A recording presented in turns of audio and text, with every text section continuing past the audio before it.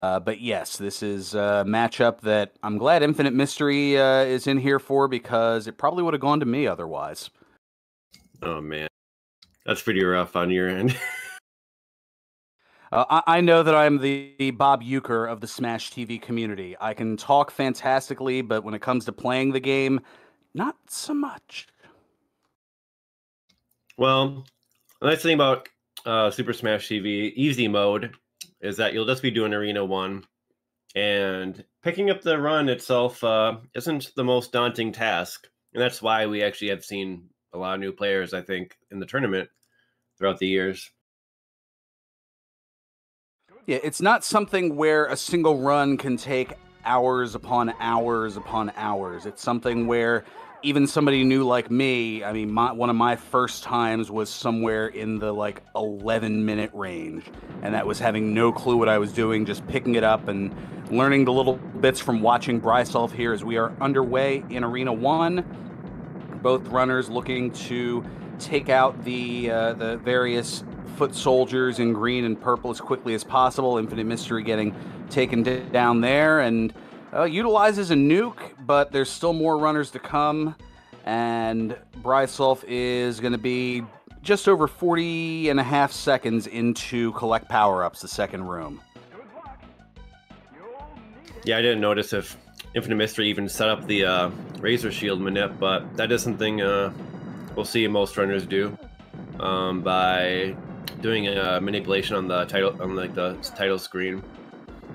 You get to manipulate the first drop for a Razor Shield in the first room, but after that, pretty much anything goes with the drops.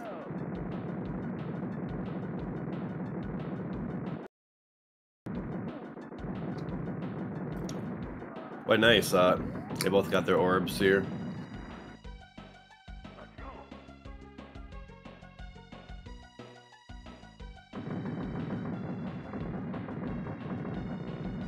Yeah, you can kind of like maybe manipulate a few more drops in the first room. Like I like to try to get a foot in the first room, and if I play it my certain way, I tend to try to get the foot like for the second drop. It's like the second or third drop.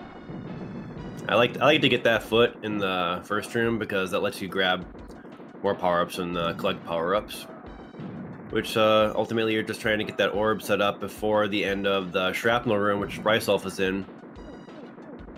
It's got 18 traps, or I think it was, yeah, 18. Yep, 18 Mr. Shrapnels, those 10 overalled individuals, and it's kind of a timed room in that regard, which Infinite Mystery is just entering now. Brisulph, meanwhile, is on to Total Carnage, and that's where you just see an absolute increase in things upon here. Right.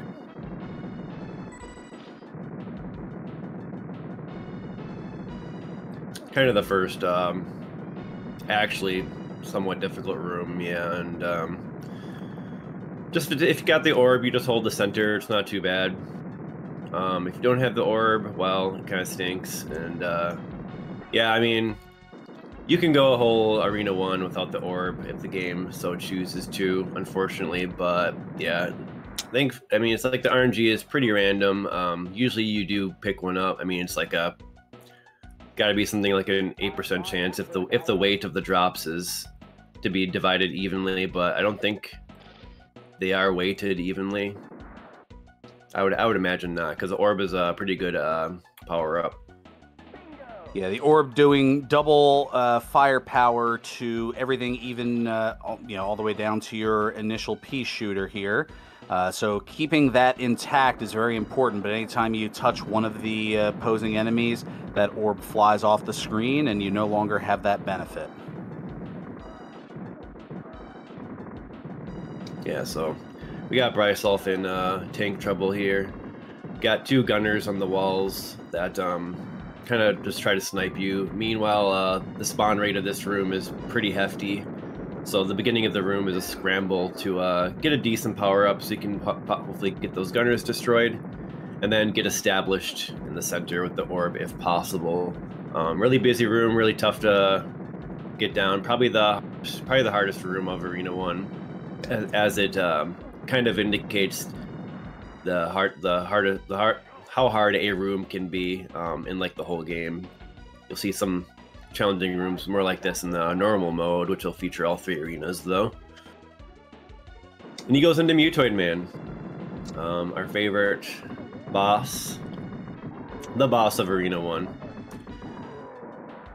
Yep, you have the 2 gunners in front there, and yeah, you mentioned Tank Trouble being hefty in terms of damage. I mean, it's more hefty than the trash bag of the same name, and some would argue that the spawn rate would be similar to a trash bag. As Brisulph getting what's known as the Ball Buster, that is the it does 42% of a form of damage to Mutoid Man, but you have to hit Mutoid Man at a certain particular spot.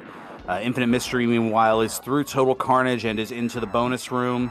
Chance to get a little bit of a breather, collect that little question mark in the bottom right corner, and then head on into Tank Trouble.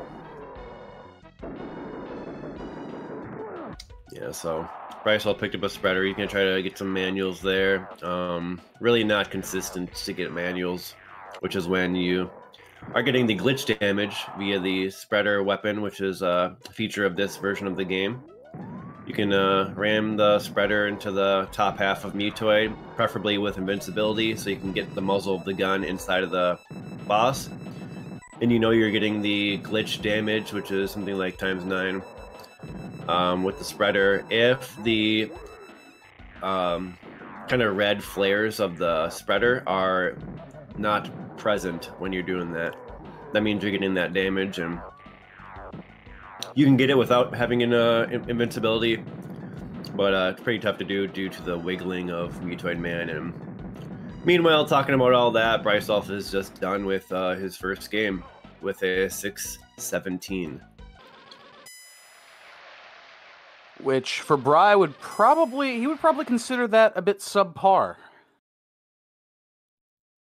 Probably. I mean, it's a good time. I mean, it's solid. These are the type of times that can win any match. So, even Brisulph can get a 7-minute run if like he didn't get an orb and he got like bad drops and didn't get any spreaders, or like little lobbers and Mutoid Man. Like, anything can happen. I mean, the game can just screw you over at any time. It can definitely stick it to you, and Tank Trouble is certainly showing that over here on Infinite Mystery's side. But is able to get through it and is now on to Mutoid Man.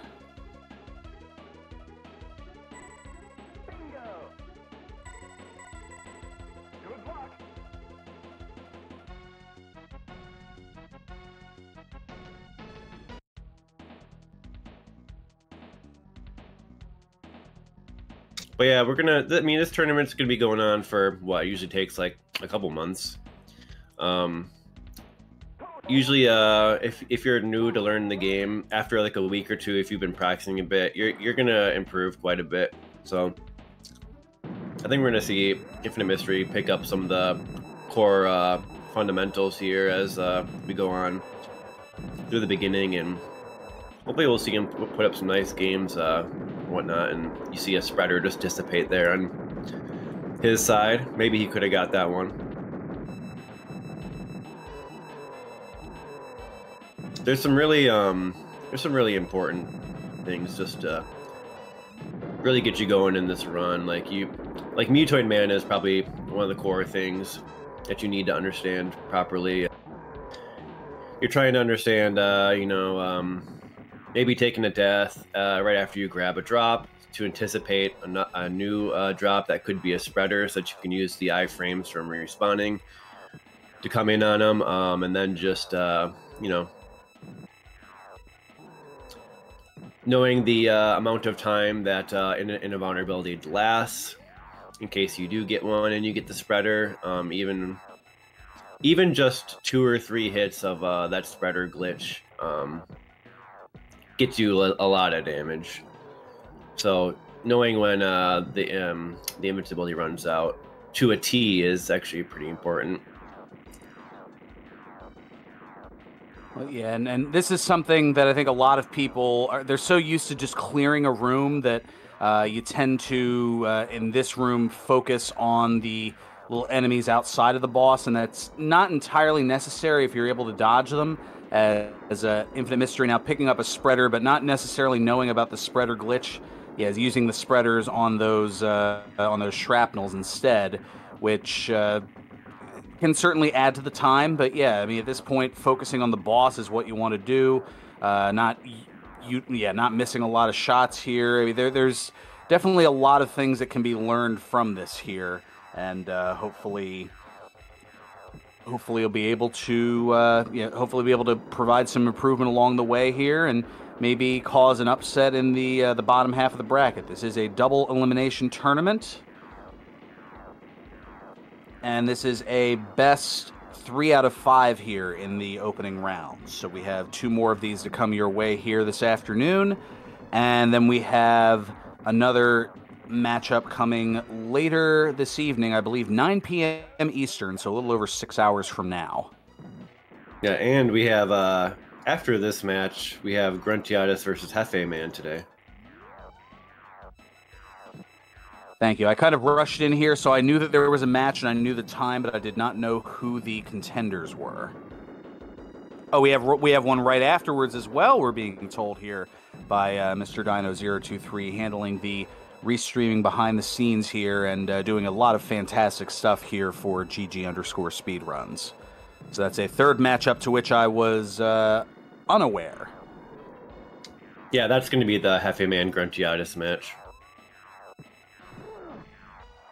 So two matches total for the afternoon here.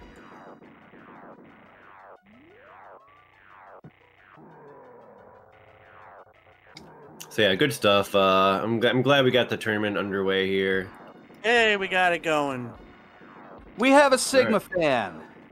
Excellent. That gives me a chance to rehydrate. All right, go get yourself some of that. Well, you're in Jersey now, so it has to be pronounced water. I'm practically near the Delaware River, so it's still water. But as a broadcaster, I have to say water.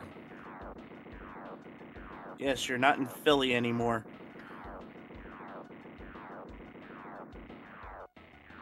Yeah, welcome in, Sigma fan, to the you. commentators booth. Yep, we got a good amount of action happening today. And GG's Infinite Mystery, he has finished. He popped the head on the Mutoid, but what he doesn't know is this has happened before in the tournament, but this could be a result of him not really being too well inclined to the game. Everything has to go, so that includes those lobbers who most of the time they'll just die when Mutoid Man dies, but sometimes they don't, and that was the case where it doesn't. He will finish with a time of 12:16.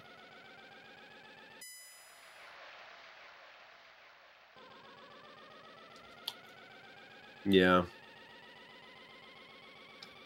Like I said earlier, there's a lot of pretty crucial stuff to pick up, and I think if Infinite Mystery just takes a quick look at maybe the guide we got for the game, for the easy mode, it's pretty nice.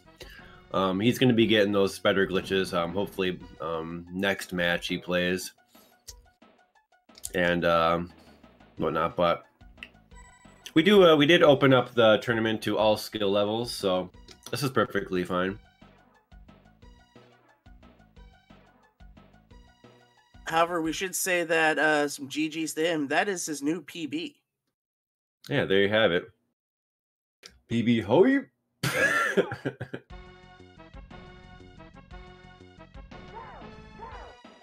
Game 2 begins.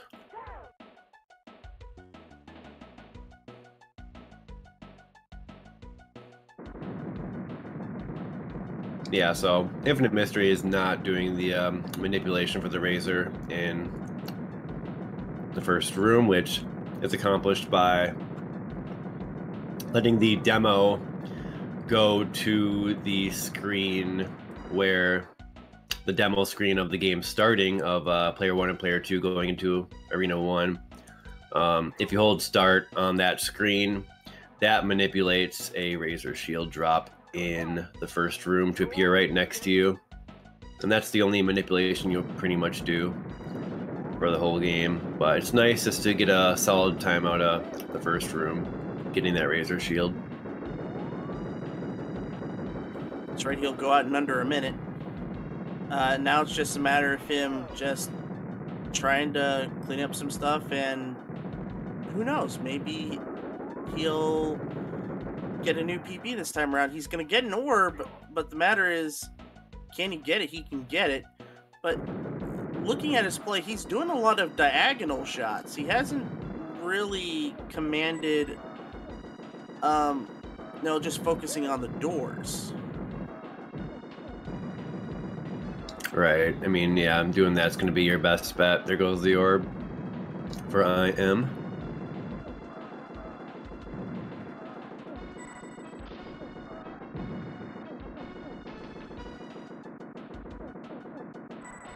He just has these couple of shrapnels to fill, and that takes care of the room, or and that finishes that room, and now on to eat my shrapnel.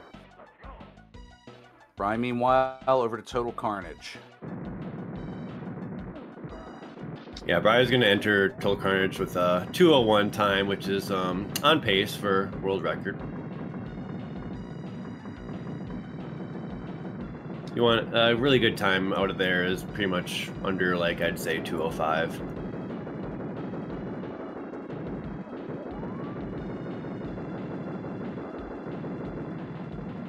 Or if you're me, sub 3 minute.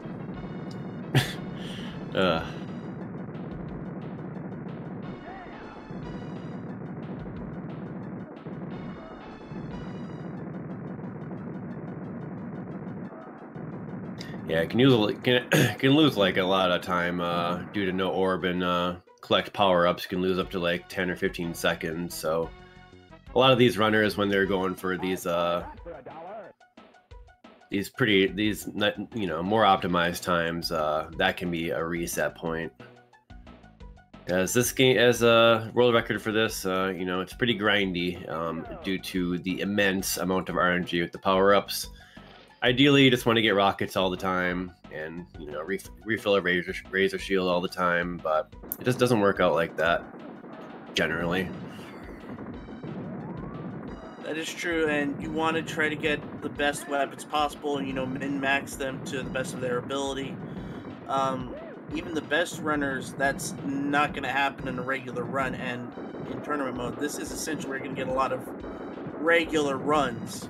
It's just a matter of just using what you've been given to the best of your ability. Like, for example, Brisulph, not getting the best weapons, but when he does see a invulnerability there, he'll pick it up just to get a little bit of breathing room. And when he does find the nuke, he will try to let that blink for a bit because it will stay on screen for another second or two before it disappears after it blinks. And he'll be able to use that to the best of his ability to up his kill count. Here he is in Mutoid Man. Now he's going to grab an invulnerability, and he's going to try to go for that ball buster. Yep, the ball's got to be destroyed right at the neck of Mutoid Man. And the arm bats it away. Oh, he flexed on it. Yep, and what Brisulph was doing there a little bit earlier is something new that had been discovered recently, is that if you hit Mutoid in the back of his neck where you do the ball buster with other weapons, that's double damage. So, for example, as you have grenades where it would normally be 1 amount of damage, it would be 2. But Brisulph is going for, but he's going to get blocked. He got blocked. Yeah, he knew he wasn't even going to get to it, so just stopped moving.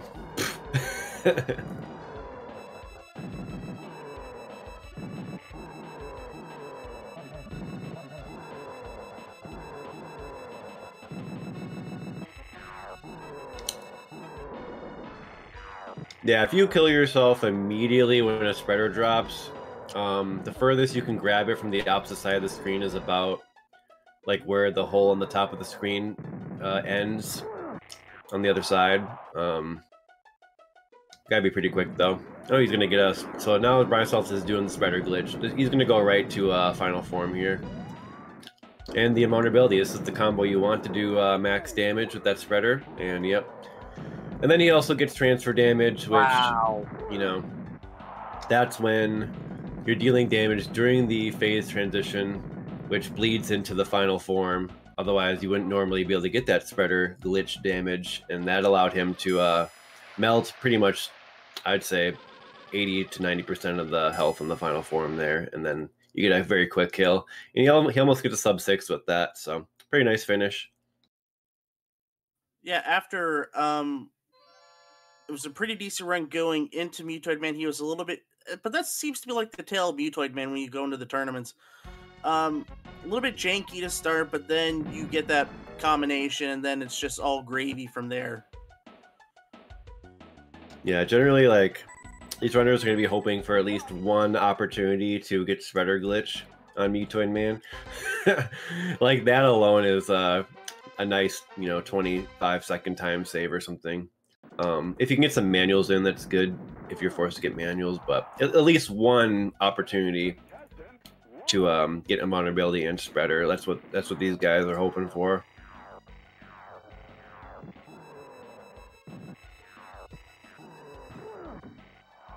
If it doesn't happen, like, you really want to just use those lobbers. Lobbers are your next big form of damage on Mutoid, and it's only available during the Mutoid Man fight. I have to guess they're probably like 3 times more powerful than anything else you can get. They're about the same amount of damage as the rockets, but higher rate of fire, and you get more of them.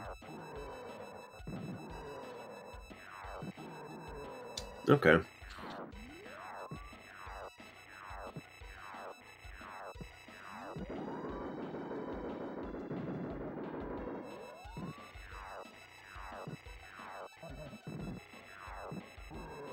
But yeah, I'd say if for Infinite Mystery's next match, I don't want to get too ahead of stuff here, but if he doesn't start using the spreader glitch by next match, I don't think he's going to make it out his next game. It's just that important.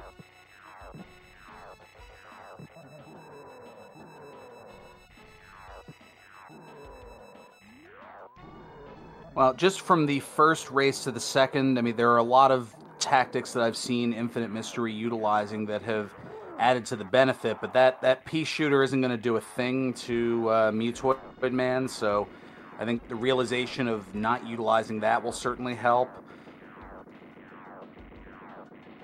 Yeah, the bullets literally just ricochet off comically. And the realization of being able to move faster by not firing your weapon, that's also something of note. I mean, some people tend to just spam holding down the weapon button just to fire for the sake of firing, but if you can move a little bit faster to get a weapon that might be just out of range otherwise, it's certainly an advantageous position to be able to utilize if you're able to utilize it. Yeah, it'll make the difference of, like, not getting ran over by Mutoid Man, and that can be a pretty costly mistake, especially if you have a spreader on screen or something, or rather if you have one dissipating. Although it doesn't help when Mutoid Man parks on a particular weapon, as was done there with the rockets, but thankfully there's a spawn right after that of the lobbers. And that's going to be final form here for Infinite Mystery, and another set of lobbers will certainly help. Watch out for those shrapnel. There it is. Well, he's got another lobber there. He's going to be able to use that to its best advantage, and he might get out of here like sub 10-15. Yeah, and there that'll land the shots there, and yeah, it looks like it'll. I'm never good at these estimates here. Probably be about a 10-12 or something like that. Maybe less than that even. Maybe sub 10-10. Right at 10-10.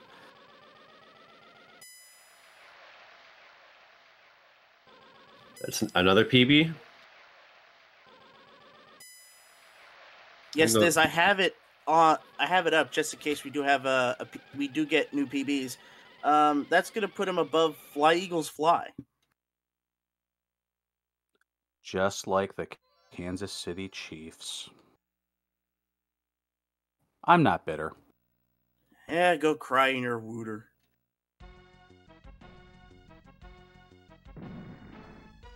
Ow, I have a bruised rib and it hurt to laugh.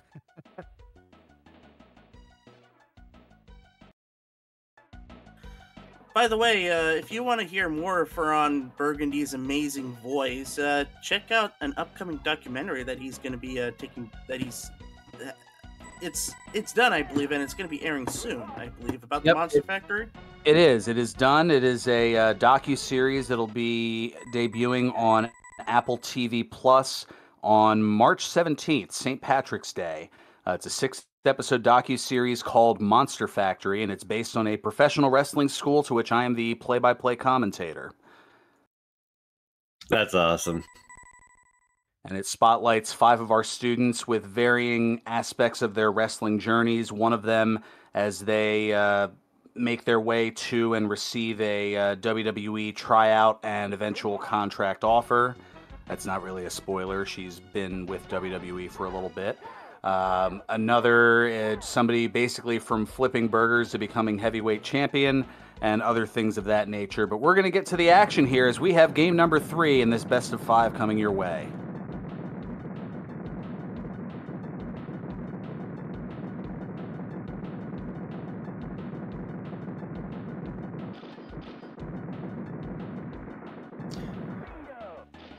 See Bry utilizing the Razor Shield there, clearing out some wads of enemies, and yeah, he's out. Under 40 seconds. I am not that far behind this time. Nice. I think he got the Razor, yeah, but it's by luck.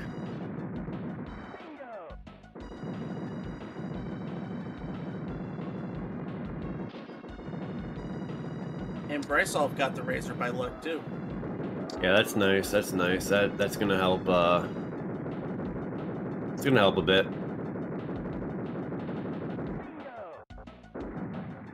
He's just gonna grab that nuke, Brisulph, just get the next power up in here. Not gonna slow him down too much. Though nuke, yeah. Maybe Infinite Mystery's listening in and took that moment after hitting the nuke to not fire the weapon, not waste some of those rocket shots. So good improvement on there here in Collect Power-Ups.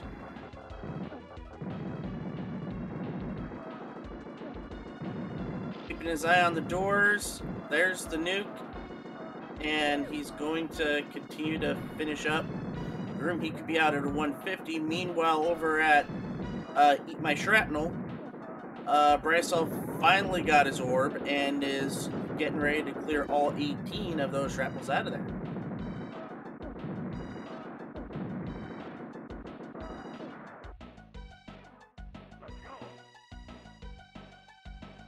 Unfortunately, the nuke is going to be detrimental no matter what when you're against the shrapnels, because you need them to be coming out all the time by having less than 4 present on screen, in which no more can spawn. There are 4 now, so there was a delay in spawns, and thus Infinite Mystery lost like 7 seconds there.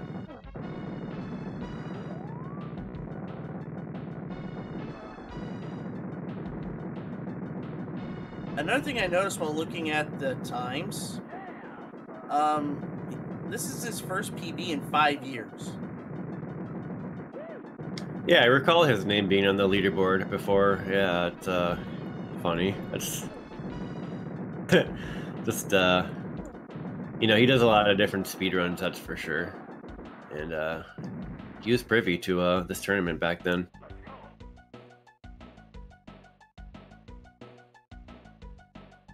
That could be said for a lot of the runners that we have in this tournament. They're pretty much adept in other games as well. For example, my opponent Brisulph is taking part in what is considered one of the biggest NES competitions right now, and that is the Big 20.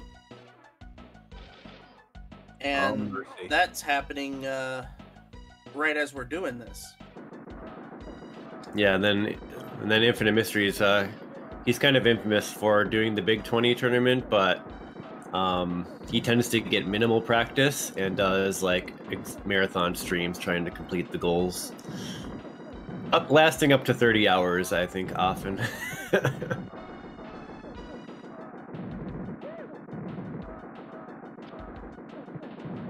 It's one thing to you know, learn the game and do it in so amount of time without having to play for longer than 6 hours, but having to do it for 30 hours is definitely something else.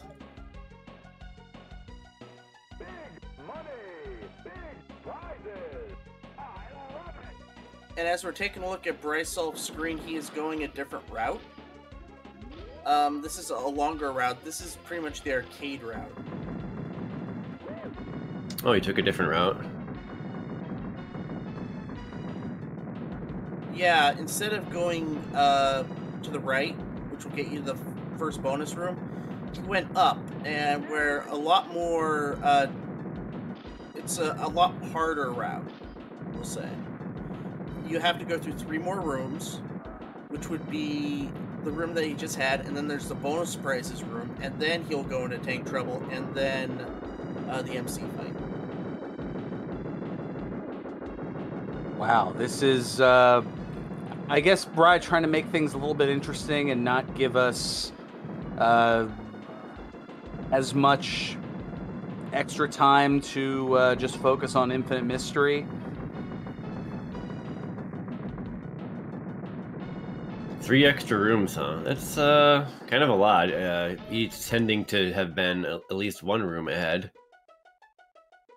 But I think he's gonna make up this time.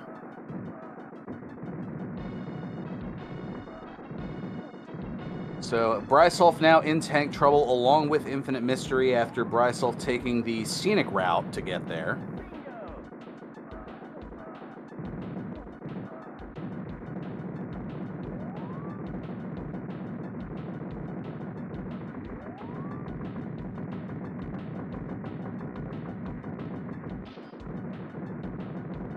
The scenically bloodbath route.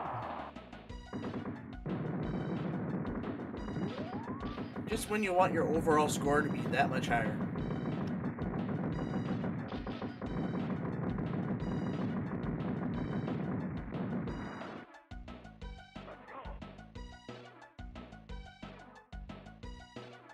And both of them are going to go into Mutoid Man at almost the same time.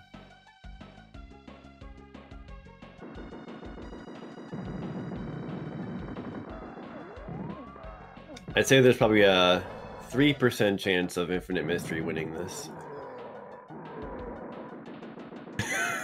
I'm just being realistic.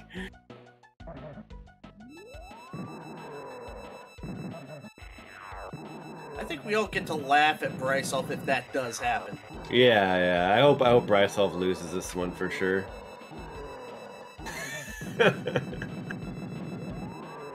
But at the same time, I like the games to be done with.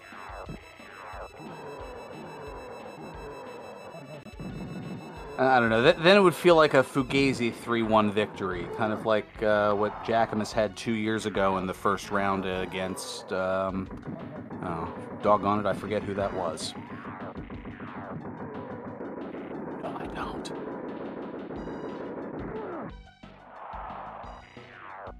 So, Bri is gonna get this. No, he's not.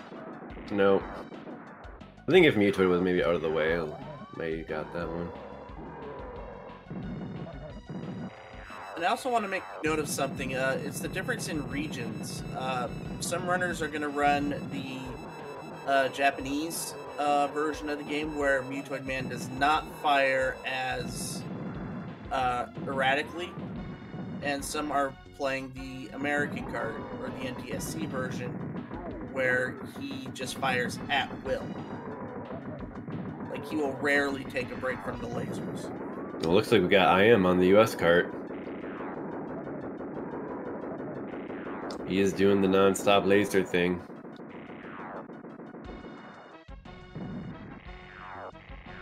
Now, if only Mutoid Man can actually spark on all of... no, never mind. Brisulph won.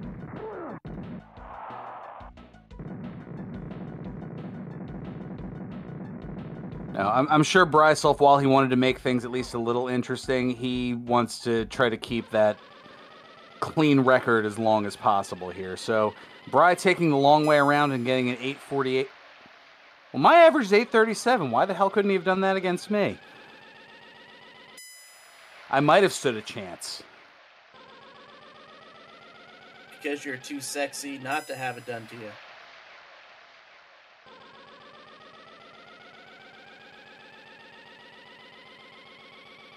I don't know if that tracks, but we'll roll with it. Anyway, final form for Infinite Mystery. He's going to try to finish him off and try to get a sub 10.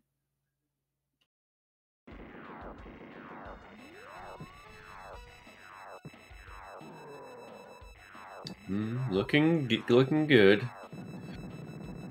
Yeah. Oh, he's going to get... He got it! Hey! Sub 10. Well done, Infinite Mystery. 3 PBs in a row. It's probably a record.